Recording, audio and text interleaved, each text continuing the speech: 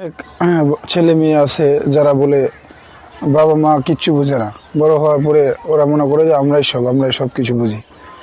আসলে তারা রঙিন জগতে আছে, তাদের বয়সটা রঙিন, সব কিছু তারা রঙিন দেখতে পায়, যার জন্য তারা পিতামাতাকে অবজ্ঞা করে, পিতামাতার কথা শুনতে চায় না। তো বাবা মা যে কী জিনিস, বাবা মা প্রতিটা সন্তানের ভালো চাই। বাবা মার কাছে যদি একটা ছেলে প্রতিবন্ধী হয়, তারপরেও সে তার কাছে তার একজন বাচ্চা, তার সন্তান। তো বাবা মা চাই প্রতিটা সন্তানই যেন সুখে থাকে, মহাসুখে থাকে, চিরসুখে থাকে। অতএব বাবা মা যে কথাটা বলে অবশ্যই এটা শুনতে হবে, যেই দিক নির্দেশনা দেয় সেটা ফলো করতে হবে। বাবা মার কথা মতো চলতে হবে। বাবা মাকে কোনো কথায় কষ্ট দেওয়া যাবে না, বাবা মার সাথে ছিড়কি দিয়ে কথা বলা যাবে না, বাবা মাকে ধমক দেওয়া যাবে না। বাবা মা মনের মধ্যে কষ্ট পায় এমন কোনো কাজ করা যাবে না।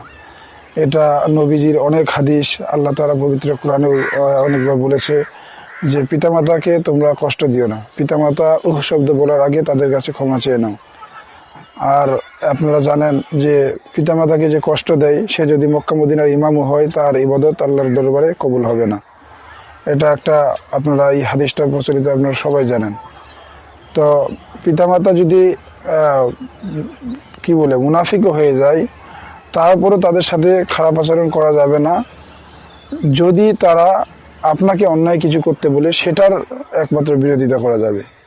যদি কোনো জঘন্য মহাপাপ বা শিরকে লিপ্ত হতে বলে, শিরকের মতো কাজে লিপ্ত হতে বলে, সেই কথাটা শুধু অমান্য করা যাবে। তাছাড়া পিতামাতার কোনো কথাই অবাধ্য হওয়া যাবে না। পিতামাতার প্রতিটা কথা, প্রতিটা হক পিতামাতার আদায় করতে হবে। আসলে এটা নিয়ে বলতে গেলে অনেক হিউজ পরিমাণ আলোচনা, আমি এত সব বলতেছি না।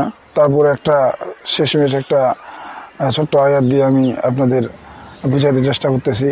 আল্লাহ তাআলা বলছে যে ওয়াবিরুল ওয়ালাদাইনি ইহসানা, পিতামাতার প্রতি এমন ইহসান করো, এমন আচরণ করো যেন পিতামাতা তোমাদের প্রতি অসন্তুষ্ট না হয়।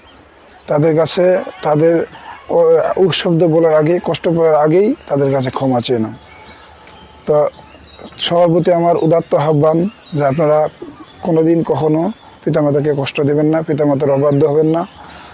যেটা পিতামাতা বলে সেটা শুনুন। নিজের মন গড়া স্বপ্ন, মন গড়া ইচ্ছা, এগুলা নিয়ে কখনোই পিতামাতার সাথে কন্ট্রাডিক্টরি করবেন না।